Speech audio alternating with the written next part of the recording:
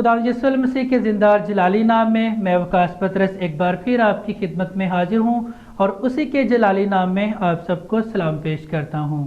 और नाजरीन, जैसा कि आप सब जानते हैं कि हम हर हफ्ता इस एपिसोड के वसीला से खुदा के कलाम को डॉक्टर मार्टिन लूथर की मुख्तसर कैटेकिज्म में से सीखते हैं। और हमारा आज का मज़मून है ईमान और रूहुल कुद्दस, जिसमें हम सीखेंगे यीशु मसीह ने जो नजात मेरे लिए खरीदी वो मेरी अपनी कैसे हो जाती है। और नाज़रीन, खुदा के कलाम के मुताबिक इसका जवाब है यीशु मसीह ने जो नजात मेरे लिए खरीदी वो उस पर ईमान रखने के वसीला से अब वो मेरी अपनी हो गई। तो आए बाइबल की रोशनी में इस बात को सीखते हैं। अमाल 16 बाब 30वीं और 31वीं आयत। ऐ सहबू मैं क्या करूं कि निजात पाऊं?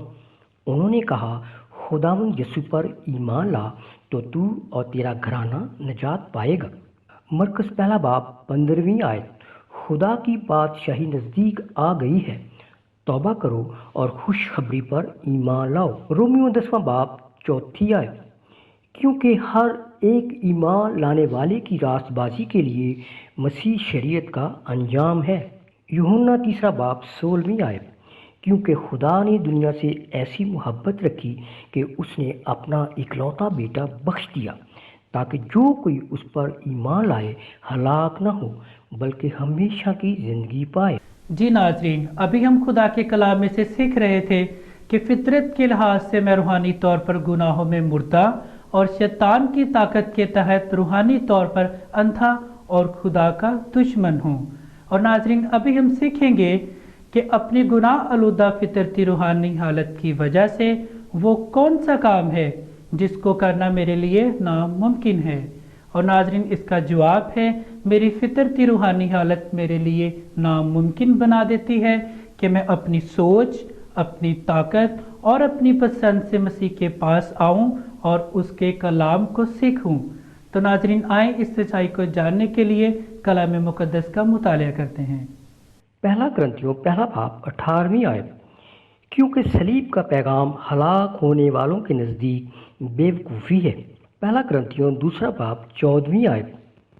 मगर नफसानी आदमी खुदा के रूह की बातें कबूल नहीं करता, क्योंकि वो उसके नज़दीक बेवकूफ़ी की बातें हैं और ना वो उन्हें समझता है, क्योंकि वो रूहानी तौर पर परखी जाती हैं। ज़बूर 82 5वीं आयत।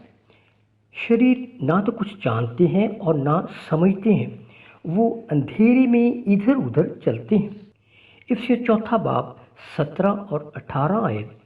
जिस तरह गैर कौमें अपने बेहुदा ख्यालात के मुआफिक चलती हैं, तुम आइंदा को उस तरह ना चलना। जी नाजरीन, अभी हमने खुदा के कलाम को पढ़ा, सुना और सीखा है। और मेरा ईमान है कि हमने आज के इस कलाम के वसीला से रूहानी तौर पर ढेरों बरकत हासिल की होगी। और अभी वकास पतरस आपसे इजाज़त चाहता है। अगले हफ्ता फिर आपकी खिदमत में हाजिर होंगे। तब तक के लिए इजाज़त दें। खुदा हाफिज़।